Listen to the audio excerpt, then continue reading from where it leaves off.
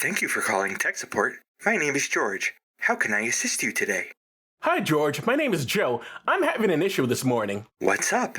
I can't get my boss to turn on. He's just sitting there. Okay, let's start with the basics. Have you tried pressing your boss's power button?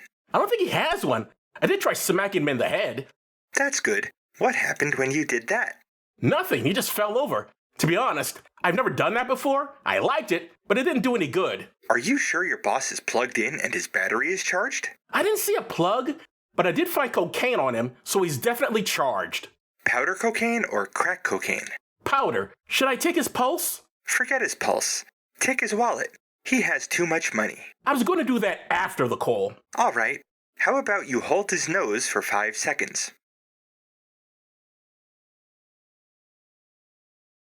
Still nothing. Okay, this next one is extreme, but to turn your boss on, have you tried licking his balls? Oh, I don't want to do that. How about kicking him in the balls? That can be a turn-on for some bosses. I did that before I hit him in the head. In that case, I have to tell you, Joe, it sounds like you have a dead boss. I figured as much. When can I get a new one? I'll send one ASAP. Can I help you with anything else? No, that's it. Well, thanks for calling tech support. And remember, when you run across a dead boss with cocaine on him, be sure to take his wallet. Done.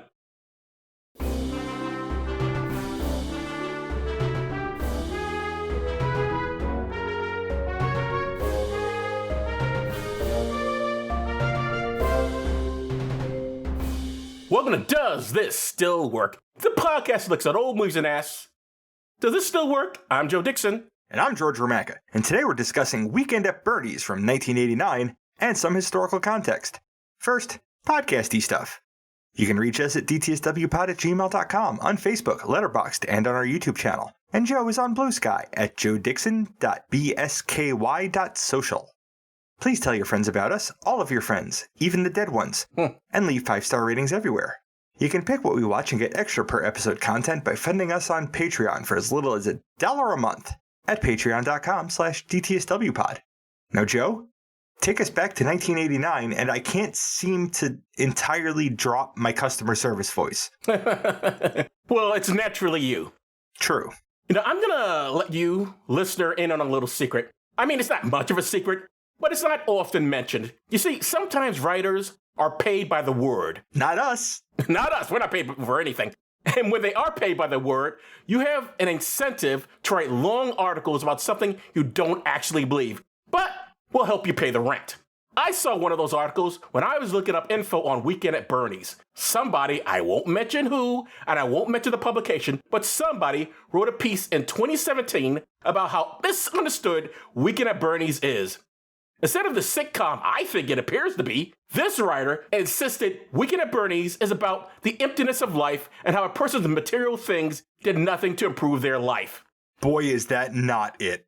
This, I agree, is insane. One can only imagine that the author really needed that $50 or whatever they got paid in order to produce that dross. Weekend at Bernie's, and this is irregardless of if George and I think it works or not, is the ultimate because the script says so movie. Nobody's behavior makes any sense otherwise. So, what does it have to do with history and 1989? This movie is too dumb to go near anything even remotely serious. So, we're just gonna discuss some TV shows from that year. I mean, it's tempting to mention the AIDS activists who disrupted Catholic Mass that year in protest to the church's behavior towards AIDS victims. I would love to discuss how 1989 was the year the DA started looking into Covenant House criminal and pedophile Father Bruce Ritter, or even discuss the moral panic that gripped the newspapers over crack cocaine. But those realities didn't exist in this silly movie. Thus, sitcoms and TV shows, which is what this film feels like to me. George, you were only, 8 in 1989? Yep. But do these shows ring any bells for you? And please tell us what you think the shows might have been about if you've never heard of them. Okay. Let's start with Designing Women. That had Delta Burke in it, right? Yes, very good. What do you think it was about? I think it was Delta Burke working in a fashion design place, and it was a bunch of women, so it was like the Golden Girls, but not. Very good, yes. They were designing women. They designed clothing. Two things about the show. Dixie Carter was a Republican, but her character was very liberal. And so she got credit for saying all these liberal things on the show, even though she completely disagreed with it. Because the script sewed into being right. And number 2, there was a black male character on the show that everybody thought was gay, but the show never said that. Which is actually progressive. Was it? Well, when a character can just be gay and it's not a plot point, that's actually progressive. But then he doesn't date. He doesn't have relationships. I don't know how progressive that is. It reminded me of, there was another show called Too Close for Comfort, also from the 80s, that you probably don't even remember. Nope. You may haven't even heard of. Nope. The setup was his father lived in a house upstairs and his daughters lived downstairs. You know, the normal setup. Sure. And the 2 girls had a best friend named Monroe. And this guy was the most flamboyantly gay man. But he never played gay. They never said he was gay. They never acknowledged that he was gay. And at one point, his character gets kidnapped, I'm not making this up, in a van by women who sexually assault him, which is insane. I don't know what point they thought they were trying to make with it. That sounds like a Greg Araki movie. That is not what happens to men. Men can be sexually assaulted, but not in that fashion and not by women. At least not that way. They're not driving around in vans picking men. But that was sitcoms in the 80s. All right, let's move on. Mm-hmm. How about Dear John? Never heard of it. Is it about a guy who keeps getting left and ghosted, but, before ghosting was a thing? Kind of. John is the name of the main character, played by Judd Hirsch, who comes home one day and finds a letter from his wife saying, I'm leaving you, goodbye, it's never meant to be. She left a note by a lamppost. Actually, it goes, Dear John, dun-dun-dun-dun-dun, right or wrong, dun-dun-dun-dun-dun. By the time you read these words, I'll be gone. Well, listeners, patrons will get a little bit of why Let Her Cry by Hootie and the Blowfish is on my mind right now. And it's a really good story. It was a British show initially, and of course they Americanized it. John joined this group of people who all got dumped so they could get their lives back together. A support group for dumped people. Yeah. And of course they had the horny guy and the sexist guy and the dumb girl and the smart girl and all that sort of nonsense. And the leader of the group was a woman. Every time someone would introduce themselves, she'd go like, were there any sexual problems? And that was just a running joke throughout the series. Sexual problem. That's the way she would do it. Okay, next show. Have you ever heard, and this is not a sitcom, this was a 1-hour TV show. Have you ever heard of a show called Hunter? Gatherer? Not Gatherer, just Hunter. Well, the only thing I can do with this is word association. Well, he was a cop, so you might have guessed that. Bastard. Yeah, there's that word. Bastard. Yeah, he's basically Clint Eastwood, played by Fred Dwyer or whatever. This is getting so much more fun. Who, he's a tough cop, blah, blah, blah. Here's the thing, though. He had a partner in the series named McCall, who was in every episode, and yet it was called Hunter and not Hunter and McCall, which of course is what it should have been called. But what's even worse than that, and again, not making this up, and again, I'm sorry I always seem to return this topic, but that's what's out there, folks. His partner gets raped twice in the series. And the actress started to complain about it. It's like, why is my character constantly being sexually assaulted? Which was a good question. Good question, actress. Playing McCall? It was like really just I couldn't think of anything else for this actress to do except to be, it's like unbelievable. How about Coach? Have some rubbers. How about word association? Come on. You can guess that one. That's what the first thing that came up was Mean Girls. Right. And the coach. He never passes out rubbers, but it is about a guy who's a coach. He does. The sex ed class. No. Coach, the TV show. I'm talking about. He never passes out rubbers. Gotcha. Yeah, no, football. Yeah, he's the coach of a college football team. The only interesting part of this is that his daughter marries a guy who is not into football. And of course, since it's a comedy, this guy's got to be a wuss. He just can't not be interested in football. He's got to be, I don't know how to play anything. Fish out of water being the premise, yeah. Yeah. I thought he was the most interesting character in the show. And of course, they write him out after a couple of seasons, and then I stopped watching. How about this show, Head of the Class? Is it like Doogie Howser? Very close, yes. Wow. It's a class of very smart people. In the 70s, there was a show called Welcome Back, Kotter. I don't know if you ever heard of it. You've mentioned it a number of times. Okay, and Welcome Back, Kotter, everyone is an idiot. All the kids are just absolute dum-dums. And Head of the Class, it's the reverse. Everyone is smart. They're still misfits, but they're smart misfits. So it's Big Bang Theory, but the kid years. I guess so. Howard Hessman, the man who would marry Bonnie Franklin and take her off one day at a time. This is before then. He was the head teacher until his character left. So yeah, that's all I can say about Head of the Class. Okay, George, tell us about Weekend at Bernie's. All right. This was directed by Ted Kotcheff, and for the show, we saw his work in North Dallas 40. And I've seen his work in The Apprenticeship of Denny Kravitz. And I've seen his work in First Blood. And I want to give some quick history on Denny Kravitz. This film went down in Canadian history because it's the first Canadian film to gross as much as an American film. Eh? Richard Dreyfuss was a star of Denny Kravitz. As he was filming that movie, he was offered the role of Matt Hooper in Jaws, which he turned down twice. After he watched Denny Kravitz, he thought his acting was so bad he needed to line up another movie fast, and so he went back and accepted the part in Jaws. Jaws, as we all know, would go down in film history as the first summer blockbuster. By the way, Dreyfuss' performance in Kravitz was fine, but thank goodness he didn't think so because I loved him in Jaws. And this was written by Robert Klane, whose work I know from Thank God It's Friday, the very first movie I ever saw in the theaters. I'm ashamed to say. Oh, so I guess I won't ask, was it any good? Well, you tell me. It's a movie about a disco. Tell me more. The only star in it, besides, I guess, Donna Summer, that you would know is Jeff Goldblum. Ah. But other than that, I don't think anybody else has a name in it, or at least not that I remember. But it's a vignette of different people going to this disco, and they all, have adventures. People get high and get dumped or picked up. And I believe Goldblum's character is this guy who's always picking up women. Color me shocked. He tries to steal this man's wife from him. Color me shocked again. But the guy, of course, wins the wife back. But the thing is, there's a running joke throughout the movie that people keep accidentally hitting Jeff Goldblum's car. That they keep just running into it. His car is covered up. He puts plastic over it or whatever to keep it nice and clean and shiny. And people keep running into it and bumping into it. So at the end of the film, when the husband has a showdown with Jeff Goldblum, he takes a newspaper and starts hitting the car, and the car starts to fall down. It freaks out Jeff Goldblum because, wow, it's got to be really strong. Look what he just did to my car. And so that's how that's resolved. Okay, then. So blurbs. IMDb says, 2 idiots try to pretend that their murdered employer is really alive, leading the hitman to attempt to track him down to finish him off. All of that's in there somewhere. Yeah, sure. Amazon says, Larry Wilson and Richard Parker are co-workers at a small insurance company who stumble upon what looks like an expensive discrepancy in the company books and point out this information to their shady boss, Bernie Lomax. What? I mean, yes, but what? That covers the first 10 minutes of the movie. I mean, that is in the movie, but that's not really the plot. Yeah. And why do they give the characters names? Somebody got paid by the word, Joe. We open in New York City. Larry Wilson, one of our protagonists, is perpetually late to meet our other protagonist, Richard Parker, for work. Why do they need to meet at all? Good question, Joe. They could have just met at the office. That's where they were going. Why did he have to wait for him? He wasn't driving him there. Because we needed to know that Larry's a shitbag. And that Richard is the responsible one. Because that's going to be played for a joke later. They're programming the company's new database software, or something.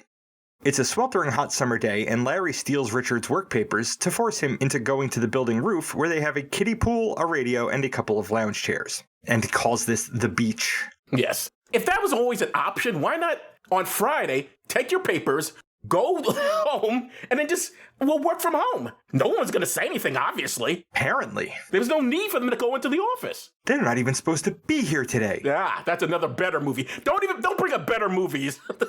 Larry Wilson is played by Andrew McCarthy, and for the show, we've seen him in Pretty in Pink and The Joy Luck Club, and I've seen him in Mannequin. You didn't remember he was in Joy Luck Club, did you? I didn't remember that we did Joy Luck Club. You don't remember Joy Luck Club? I didn't remember. I'm assuming that you said that because you put it on the list and I missed it. How did you not remember we did?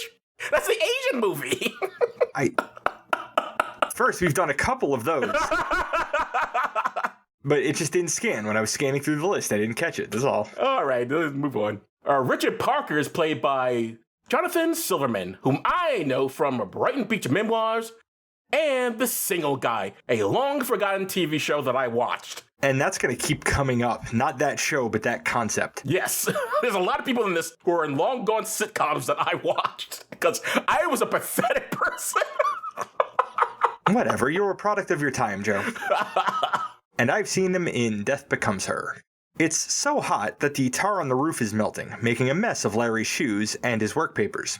Richard finds a life insurance policy was cashed in on 4 times, totaling $2 million. They think they'll be heroes for discovering this mistake. Sometime later, in the lobby of the building, we learn that Richard has been crushing on an intern, Gwen Saunders. Larry eggs him on in the elevator to ask her out. This continues as they walk all through the office, and there is no way that she does not hear them. Richard freezes like a deer in headlights when he approaches her. Excuse me.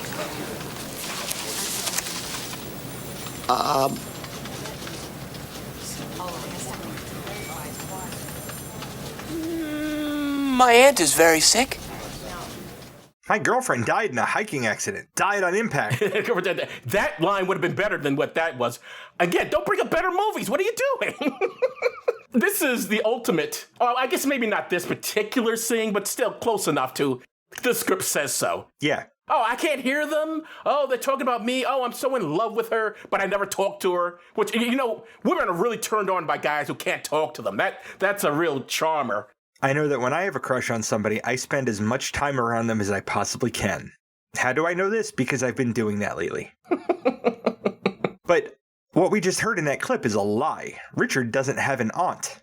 The boys go to meet Bernie Lomax, their boss, who blows them off until after lunch. Richard hides his face behind a folder while walking past Gwen, and she thinks it's cute. Why? Because the script said so. That's why. Gwen Saunders is played by Catherine Mary Stewart, who should have grown up to be a nun with a name like that. And Bernie Lomax is played by Terry Kisser, who I've seen in Duet, another long-forgotten TV show. Richard and Larry spot Bernie going to lunch. Larry gives exposition via incredulity. Jesus, that guy.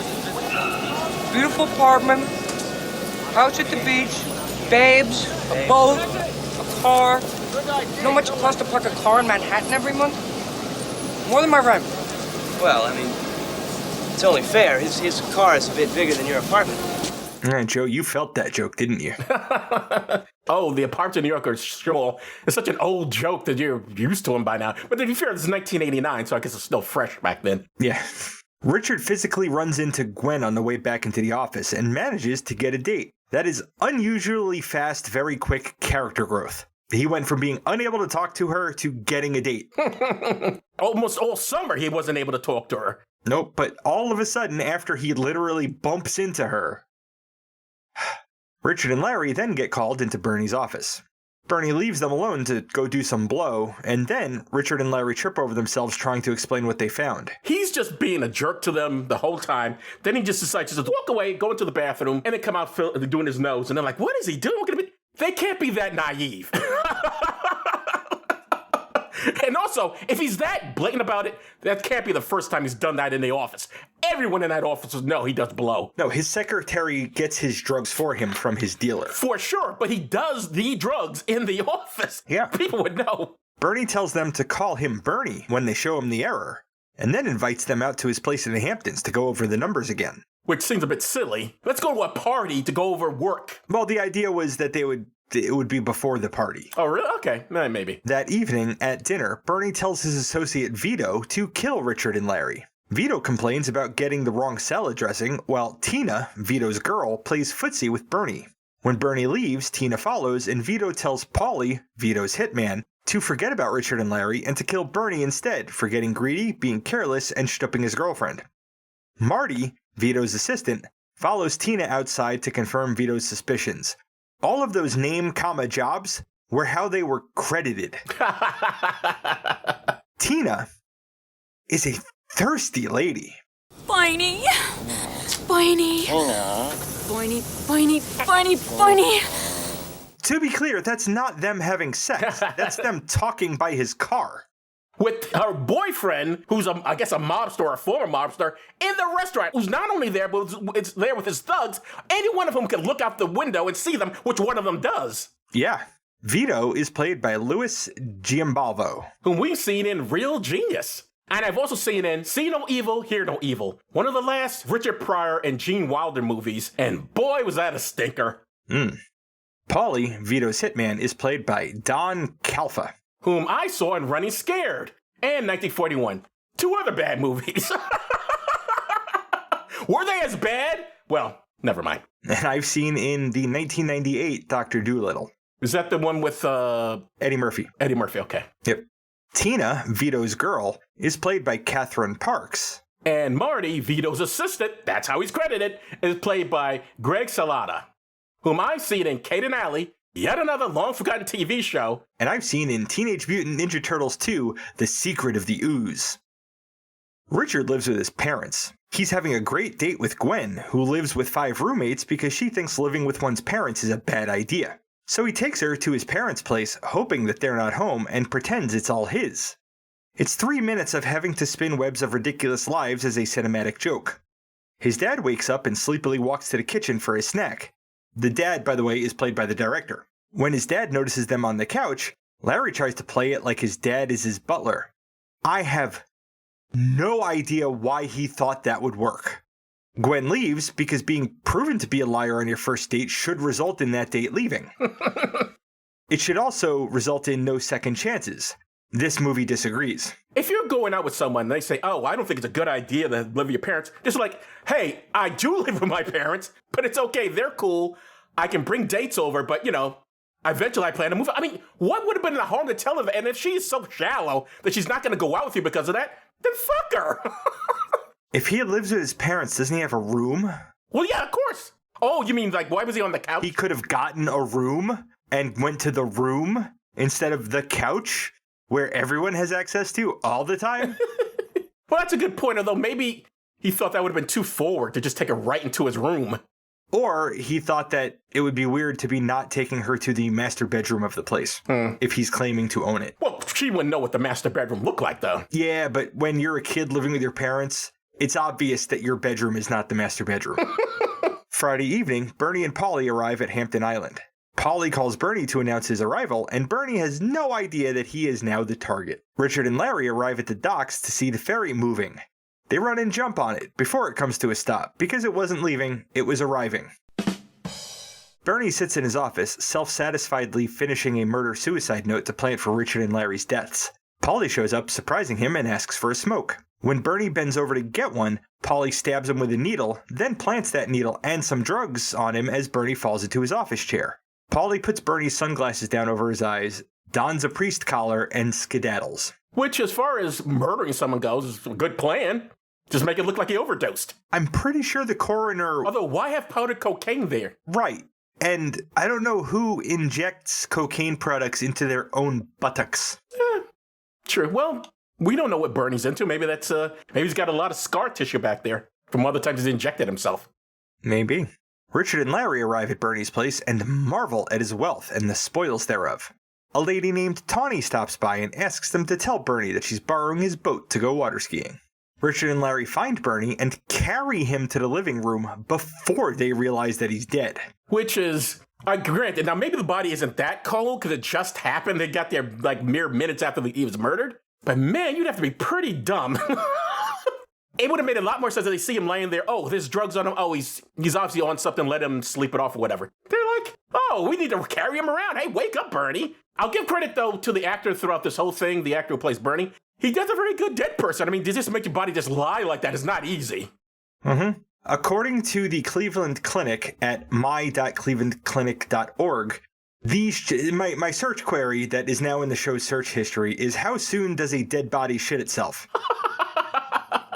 These changes unfold quickly. Over a few days, your muscles relax. Your muscles loosen immediately after death, releasing any strain on your bowel and bladder. As a result, most people poop and pee at death. At death. Not according to this movie. Who knows better, Weekend at Bernie's or the Cleveland Clinic? I mean, come on. Must be the movie, Joe. It absolutely must be the movie. I did not know we always went to the bathroom when we die. I thought for sure you had to, like when you hang yourself, I know that releases stuff and other forms of death, but I didn't realize anytime you die, you're going to poop yourself if you still got waste in there. Anything that is tightened in order to keep something from happening, which is what your sphincters do, those sphincters don't sphincter anymore. They just relax and let whatever's there out. So I'm calling bullshit on the entire premise of this movie, especially how long it lasts. Because this is like an entire day and nobody notices that this thing is shit itself. I got nothing. So no, this doesn't work. Yeah, but we're going to keep describing it anyway. Richard finds the drugs Paulie planted in Bernie's pocket. The comedy beat here is Larry wondering aloud at all of the different ways that Bernie's death will affect Larry personally. Shortly, what the film calls a floating party arrives at Bernie's, and the place is filled with high-rolling socialites, beach bodybuilders, drug-seeking sycophants, and a bunch more. Richard and Larry are in awe of how nobody realizes Bernie's dead. Me too, guys. That thing smells like shit right now. Richard decides to call the police. Larry hangs up the phone on Richard, and here, almost halfway through the film, we finally get a plot. I got an idea. Now, I know it's gonna sound funny, but just hear me out. No, Larry, why is the hair on the back of my neck starting to stand up, huh? Okay, now, Richard, we could call the police, Rich. We could do that, but you know where we'd be spending our weekend? In some goddamn hot police station answering questions we don't know the answers to. Now, obviously, Bernie felt he owed us something here, some small little favor for discovering those mistakes at the company and everything.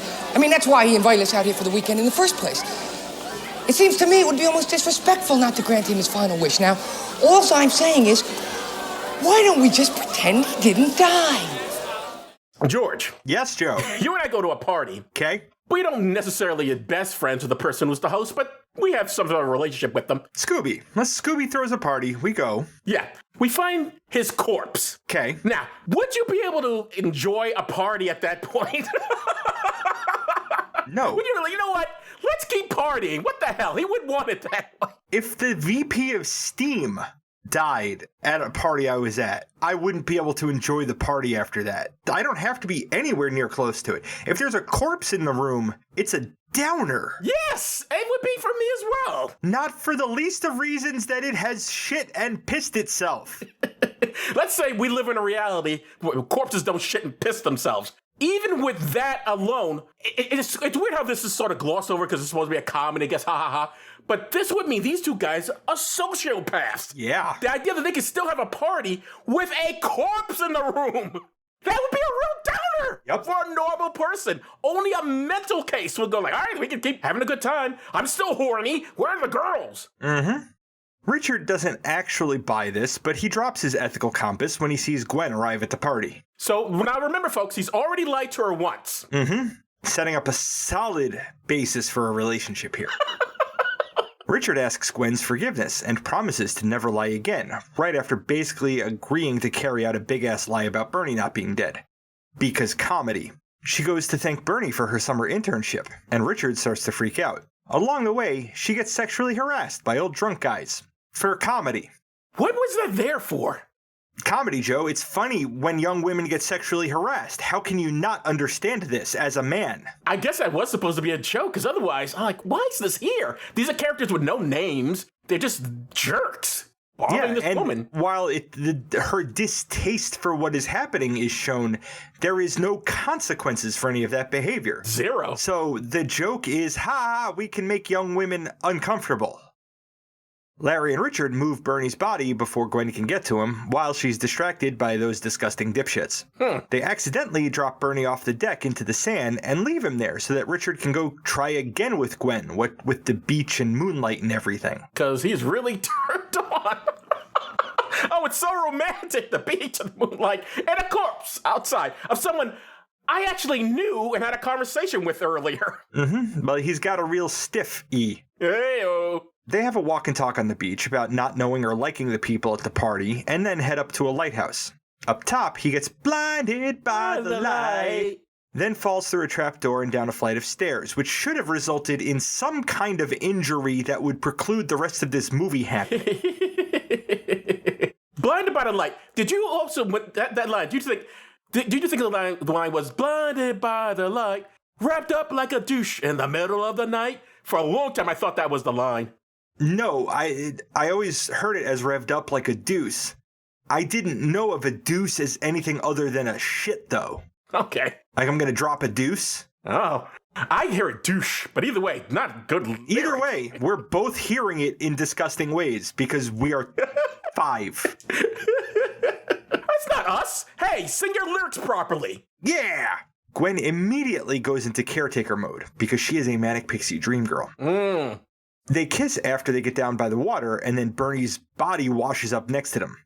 Richard wigs out trying to keep the secret. It's a poignant, if ludicrous, example of how secrets erode intimacy. Oh, you did find an issue there then. Just like the writer mentioned. You did find a subtext. I mean, it's, secrets do erode intimacy, so... Oh, I'm just saying, you did find something deeper to this film. Yeah. No, but I had to put it there. The movie didn't actually say it. But speaking of as a Magic Pixie Dream Girl, now I know Kit got on me about this the last time I mentioned this, but I'm telling you, characters like this woman only exists to prove that the two main characters are not gay. She has no character, she has no depth, she is simply there to be Richard's girlfriend. Yeah. Someone for Richard to have an affection for. There's no character there. And I'm telling you, she only exists so no one thinks the two guys hanging out together are gay. Yep, I agree with you on that. When Richard gets back to the house, he finds that the floating party has floated on, leaving behind one drunk dude on the couch. Larry is mid-coitus when Richard bangs on the door, needing help fetching Bernie from the water. I wonder, was that a cut joke? Because we never actually see what he's doing in there. He's mid-coitus, Joe. He's a fucking... We assume that, but we never Which see begs anyone... the question, why did they need Gwen to prove that they weren't gay if they were going to have Larry getting laid? Well, they also want to show him as the good guy, and the good guy has a relationship with the bad guy. Relationships, not hookups. Yeah, just hooks up, yeah. Tina shows up, drunk and irate, demanding to see Bernie. She fetches a butcher knife to convince Richard and Larry not to cover for him if he's stepping out on her while she's stepping out on Vito with him. Okay. They tell her where he is and she goes to see him. Marty spies her in Bernie's room from outside in a scene that reminds me of, Clerks. Second reference to a superior film. Although you're right, I also thought that as well. Yeah. When Tina comes back downstairs, her satisfied expressiveness amuses Richard and Larry. Then Marty calls Vito to report that Bernie is still alive. Richard goes to sleep and Larry goes to find the floating party. Larry apparently does not need to sleep. Quick question. Since you looked up death and shitting, did you also look up death and sex? I know it is possible to get a man to ejaculate even though he's dead, but can you really get a stiffy, a real erection when you're dead? Without some sort of mechanical thing? Another thing going into the DTSW Google account search history, do corpses get erections? A death erection or a terminal erection is a post-mortem erection, typically a priapism observed in the corpses of human males who have been executed, particularly by hanging.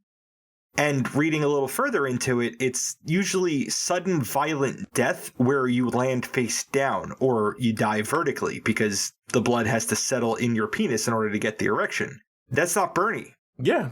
Bernie wouldn't have had one. Yeah. And technically neither would the guy in Clerks. Yeah, drug overdoses don't get you hard. No. But execution does. That's interesting. Yeah, right? It's a gravity issue. That's really what it comes down to. If your dick is at the low point at that moment. We're a classy bunch. I love that our search history is fucking wonderful, Joe. It's wonderful.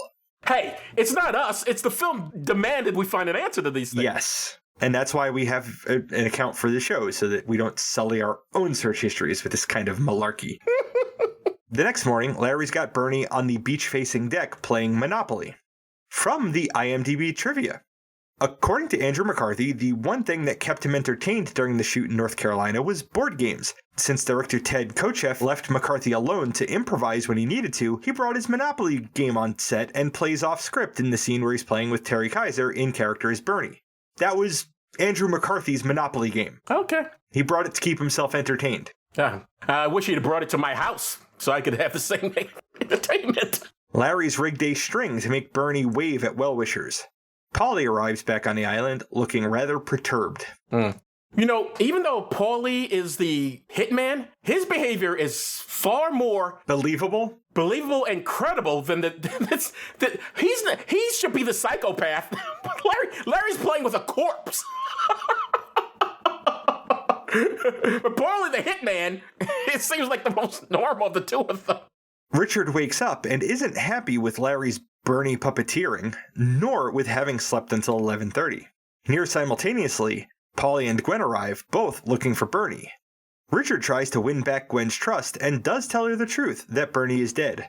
The problem there is that Larry, not wanting their secret spilled, decides to temporarily dump Bernie over the side of the deck again. Bernie lands on Paulie, who fights for his life against a corpse. And, not surprisingly, but with more effort than one would think one would need, wins. Well, a dead body's on top of you. He seems very heavy, so... Yeah. I mean, it's a solid gag.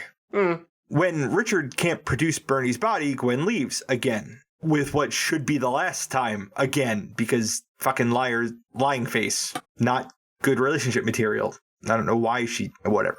We know why, because... The script says so. Trying to call the police, Richard stumbles on an answering machine recording of Bernie's earlier conversation with Paulie about killing him and Larry. They suss out that Bernie was stealing from the company and find the note that Bernie wrote in a briefcase full of cash. Richard Parker and I stole this money from the company to pay for my sex change operation. What? That's what it says. Now he tells me he loves someone else. I can't live with that, and neither will he. It's got my name on it. Okay, homophobic? Yep.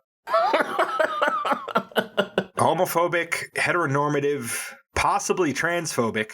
Possibly transphobic, yes. But that's what the girl's for. Hey, we must not have two men be friends hanging out together on a weekend. We've got to put a girl in there. Otherwise, people might think they're gay. Mm-hmm. Larry gets the police dispatcher on the line, but the town's only cop is out on the beach somewhere, and the dispatcher doesn't know when he'll be back. They start to run for their lives when Larry realizes that Bernie told Paulie not to kill them if he's around, so they can just keep pretending Bernie's alive as protection. Until he starts to smell, I guess. Wouldn't he have evacuated his bowels by now? I mean, I couldn't wait until I got here in the summary.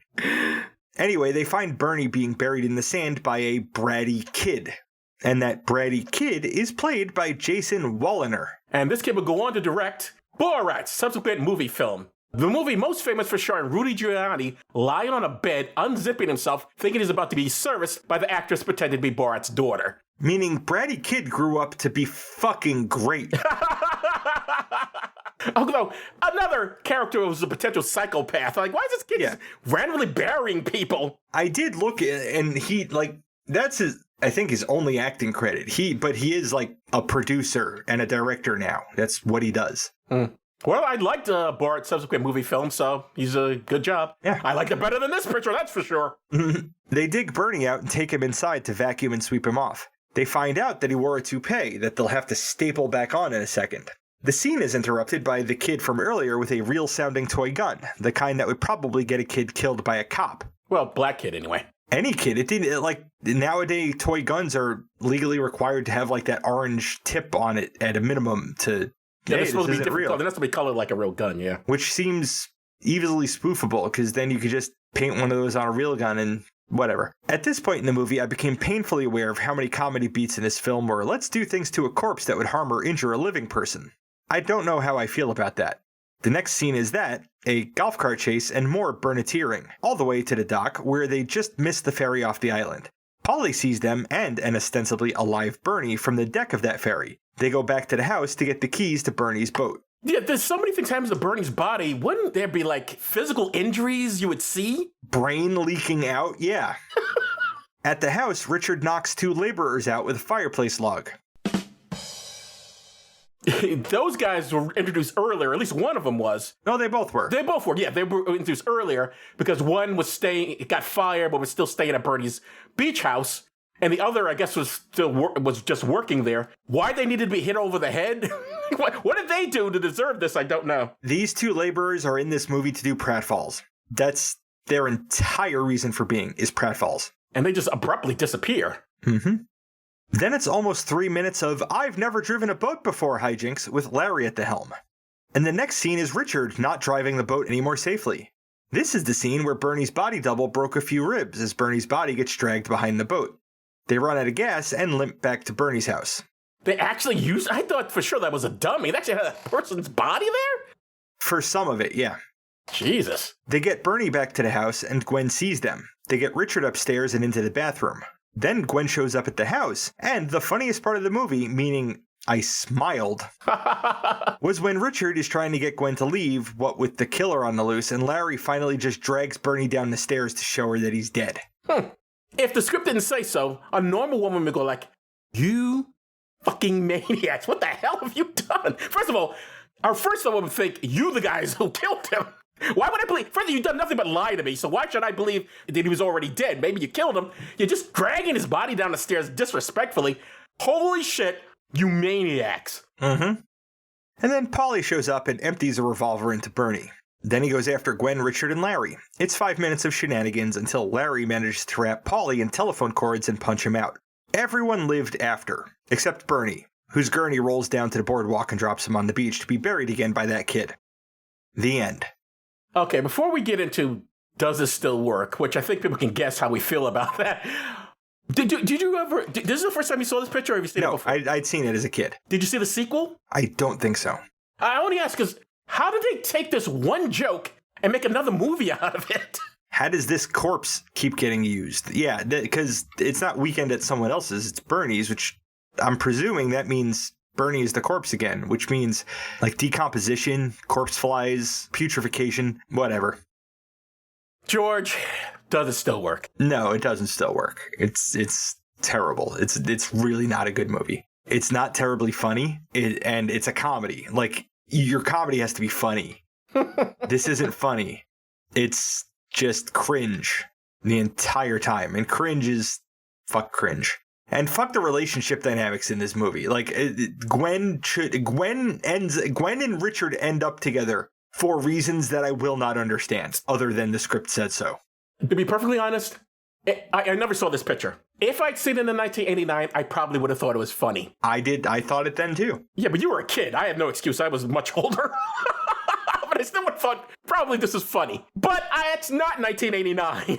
Nope, it most certainly is not. And I don't think it's funny. I think it's horrible. Because if you just stop to think about it for a 1 minute, you go like, these are all horrible people. Mm-hmm. Everyone in this picture is a monster. The two guys are monsters for having a dead body and deciding they still want to have a party. Bernie's a monster. Even the woman who barely has a character is a monster because she's like cool with this. Mm-hmm. And dates the guy who's done nothing but lie to her the entire time she's known him. Yep. Yeah, the first time he talks to her, he lies to her about where he lives. Then he lies about Bernie being alive. I mean, like, and that's a big lie. I mean, I could get past, someone lied to me about their living arrangement, I could get over that. Lying to me about the corpse, that's kind of a racist offender. Mm-hmm. I really do it. There's no coming back from that. The dramatic irony, Joe, is that he was telling the truth at some point, and oh no, now it still looks like a lie. Oh, he just can't catch a break, can he? But he does initially lie to her that Yeah, I know. a lie. Yeah, he does. But when he tries to tell the truth, Then it seems like a lie. seems like a lie, and that's a joke. That's he's trying to do the right thing, and it still doesn't work out for him. Ha ha ha. He's not trying to do the right thing. He's trying to cover his fucking tracks with this chick. Now, as I said, if I'd seen this in 1989, I probably would have thought it was funny. And clearly, millions of people thought this was funny in 1989 because this was a huge hit. I don't know what possessed me not to see it other than good taste and really good luck. I'm very fortunate. I never saw one scene of this stupid movie, and boy, am I grateful. I can't even mention the pitch meeting. All right, we have these two guys, you see, right? And they find their boss is dead, and then they can't let people know. They got to keep it a secret, and they do it at his weekend home. That's great. Here's millions of dollars. Shoot that picture. At best, this is a sketch. I can see this as a Saturday Night Live sketch or Kids in the Hole sketch. Okay, as a full movie? With a sequel? And with a sequel? Well, you know what? Who said nobody ever went broke underestimating the intelligence of the American people? Yep. Case proven! Yep. George, what's up next? Next week, we will be talking about Toys from 1992. Oh, good. Another great movie. Thank you. A movie with a suspiciously innocent name. You wouldn't think a movie called Toys would be about what it's about, but it is about that, and it has Robin Williams in it. So we're going to see that. So I guess that's it for this episode. I'm Joe Dixon. Thanks for listening. And I'm George Romaka. Thanks for listening indeed, because if a podcast drops and there's no one around to hear it, it's just another collection of ones and zeros. It doesn't matter. If anything has to go, I'm glad it's my vision and not the old joystick, you know what I mean? Well, to be fair, it doesn't go, apparently. Apparently. You've been listening to Does This Still Work? Produced by Joe Dixon and George Romaka. The hosts can be reached via social media, email, or the contact page at dtswpod.com. Be good to yourself and others, because that still works.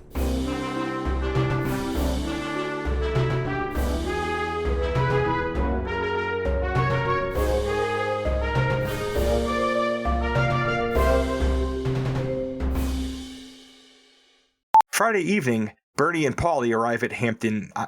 Friday evening. Why are you having a problem? Yeah, good question, Joe.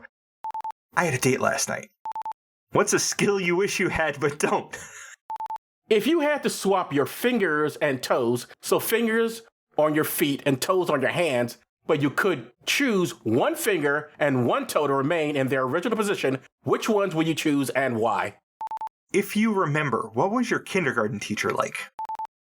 George, which would you prefer? A vending machine that dispensed sweets that you like, but no matter how much you ate, you can't gain weight, or would you prefer a vending machine that gave you life advice? What do you prefer, talking on the phone or texting? So, George, what's it like being you?